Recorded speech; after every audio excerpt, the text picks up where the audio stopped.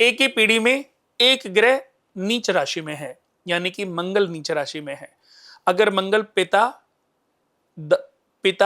बेटा और पोता तीनों की कुंडलियों में नीच राशि में है, तो इसका मतलब है कि आपके घर में 2-3 पीढ़ी पहले कोई युवा डेथ हुई है, 20, 21, 22 साल, क्योंकि मंगल जो है वो युवा है। और ये इंडिकेशन है, नीच राशि में होना ये इंडिकेशन है कि बारंबार अगर वो ग्रह नीच राशि में है तो वो इंडिकेट कर रहा है आपको। हर ग्रह का नीच राशि में होना और हर ग्रह का उच्च राशि में होना ये इंडिकेशन है। अगर व्यक्ति इस इंडिकेशन को समझ नहीं पाता तो ये बार बार आपकी अगली पीढ़ी में, फिर अगली पीढ़ी में आने लगता है। जैसे मेरी जन्म कुंडली में मंगल नीच राशि में है, तो ये इंडिकेशन देना चाहता है प्लैनेट, बट अभी मुझे समझ नहीं आ रहा है, क्योंकि मेरे पिता की कुंडली में तो मंगल बहुत अच्छे हैं और मेरे बेटे की कुंडली में भी मंगल बहुत अच्छे हैं, लेकिन मेरी जन्म कुंडली में नीच राशि में, बट उनका इंडिकेशन तो है। हर ग्रह का अच्छा होना और खराब होना ये आपको इंडिकेट करता है। वो इंडिकेशन आपको समझना तो चाहिए, बट समझने के लिए किसी के पास उस नॉलेज का होना बहुत जरूरी है, जो नॉलेज दुर्लभ होती है, जो किताबों को पढ़ के प्राप्त नहीं होती, कभी कभी अंतर ज्ञान से भी प्राप्त होती है। अगर किसी व्यक्ति की जन्म कुंडली में नीच राशि में है तो हमें लगता है कि व्यक्ति ने कोई क्रूरात्मक कोई कांड किया होगा और उसका परिणाम भोगने के लिए इसका जन्म हुआ है। लेकिन अगर ये फादर और बेटे दोनों की कुंडलियों में है तो इसका तात्पर्य है कि आपके घर में कोई युवा डेथ हुई है और उसको मुक्ति नहीं मिली है, वो आपसे अभी रिक्वेस्ट कर रहा है। जब ये 3 पीढ़ियों में से एक पीढ़ी खत्म हो जाती है, यानी कि दादाजी इस दुनिया से चल बसे, फिर ये हार्ड भी होती है, कभी कभी गुस्सा वाला रूप भी ले लेती है।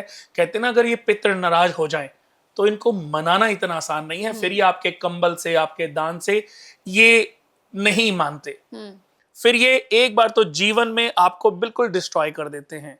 कभी जीवन में कोई बड़े तपस्वी, कोई महान सिद्ध पुरुष मिल जाए, वो समझाएं कि यार आपके पितृ नाराज हैं और आप ये दान करो। पितरों का, अगर पितृ नाराज हैं तो उसके लिए सबसे अच्छा उपाय सिर्फ दान है। एक्चुअली पितृ अपना मोक्ष चाहते हैं, वो देख रहे हैं कि आप अपने बेटे की शादी में 5 करोड़ खर्च कर रहे हो, लेकिन हमें मोक्ष दिलाने के लिए पुण्य अर्जित नहीं कर रहे हो। ये जो 10 करोड़ का, 5 करोड़ का खर्चा, ये पुण्य नहीं दे रहा है। ये तो आप अपनी अपनी अपनी इज्जत, अपनी वैल्यू दिखाना चाह रहे हो लोगों को, अपनी अपनी आभा दिखाना चाह रहे हो, अपनी पर्सनालिटी को जताना चाह रहे हो कि मेरे पास कितना पैसा है, मैंने अपनी बेटी की शादी में, अपने बेटे की शादी में कितना पैसा खर्च किया। अब वो जो पितृ बैठे हुए हैं वो कह रहे हैं ये ना भागवत कथा करा रहा है, ना कोई हमें मोक्ष के लिए कोई रास्ता ढूंढ रहा है।